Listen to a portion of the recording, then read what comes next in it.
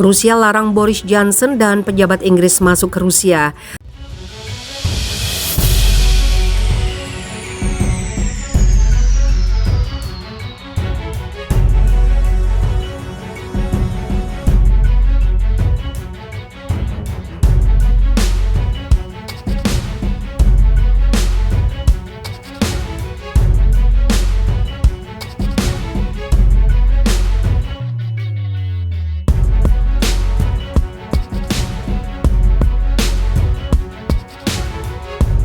Kementerian Luar Negeri Rusia telah melarang Perdana Menteri Inggris Boris Johnson, Menteri Luar Negeri Inggris Elizabeth Truss, dan Menteri Pertahanan Inggris Ben Wallace, serta 10 anggota pemerintah Inggris lainnya untuk memasuki negara Rusia. Deretan 10 anggota pemerintah Inggris yang dimaksud adalah Dominic Raab, Grant Shapps, Priti Patel, Rishi Sunak, Kwasi Kwarteng, Nadine Dorries, James Heppey, Nicola Sturgeon, Suella Braverman, dan Theresa May. Keputusan itu dibuat mengingat tindakan bermusuhan yang belum pernah terjadi sebelumnya oleh pemerintah Inggris, kata kementerian itu, dikutip dari The Guardian Minggu 17 April.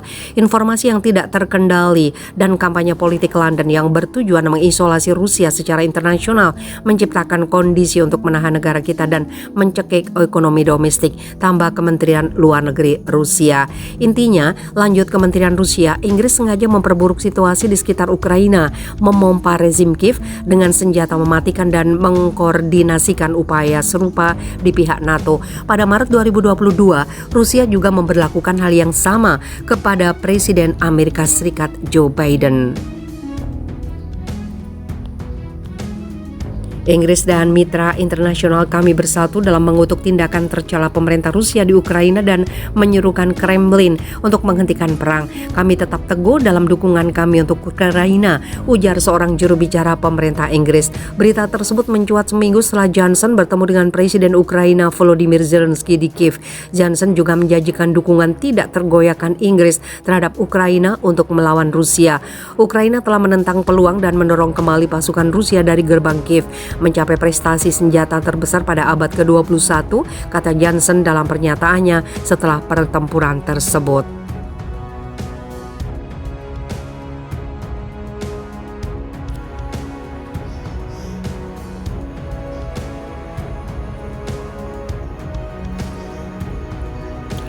Rusia ancam serang Israel jika pendudukan terhadap Palestina tidak segera dihentikan. Rusia sepertinya tidak ada rasa lelah karena berperang berminggu-minggu di Ukraina. Terbaru, Rusia akan melancarkan serangan ke Israel jika pemerintahan Zionis itu tidak memberhentikan serangannya kepada warga Palestina. Hal itu terkait dengan kejadian yang terjadi di Palestina di Masjid Al-Aqsa. Penyerangan tiba-tiba oleh pasukan Israel terhadap jemaah yang sedang menunaikan ibadah sholat pada hari Jumat 15 April 2022. Pasukan Israel menyerang jemaah yang sedang sholat dengan peluru karet, bom suara, dan gas air mata, sehingga para jemaah pun berhamburan keluar dari Masjid Al-Aqsa. Penyerangan tersebut membuat beberapa jemaah mengalami luka-luka. Kemudian, Vladimir Putin di satu kesempatan berjanji akan berupaya untuk menghentikan serangan Israel kepada Palestina. Tidak hanya mendukung Palestina, Rusia juga menganggap serangan yang dilancarkan oleh Israel menimbulkan ancaman langsung ke negara beruang merah tersebut.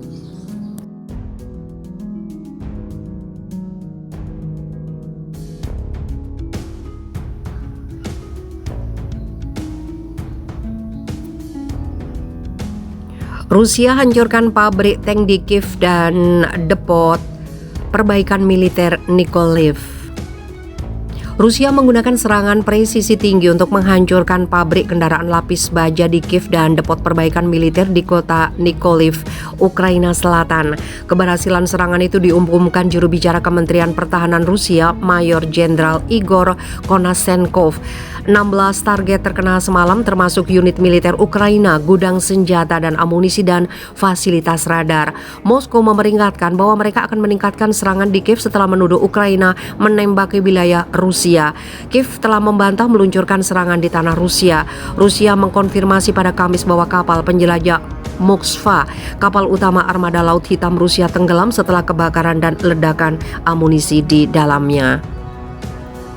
Ukraina bagaimanapun mengklaim mereka menyerang kapal Rusia dengan rudal anti kapal. Rusia menyerang negara tetangga pada akhir Februari menyusul kegagalan Ukraina mengimplementasikan ketentuan perjanjian Minsk yang pertama kali ditandatangani pada 2014 dan pengakuan akhirnya Moskow atas Republik Donbas dan Donetsk dan Lugansk. Protokol yang diperantai Jerman dan Perancis dirancang untuk memberikan status khusus kepada daerah yang memisahkan diri di dalam Ukraina. Kremlin sejak itu menuntut agar Ukraina secara resmi menyatakan dirinya sebagai negara netral yang tidak akan pernah bergabung dengan blok militer NATO yang dipimpin Amerika Serikat. Kiev menegaskan serangan Rusia benar-benar tidak beralasan dan membantah klaim pihaknya berencana merebut kembali kedua republik dengan paksa.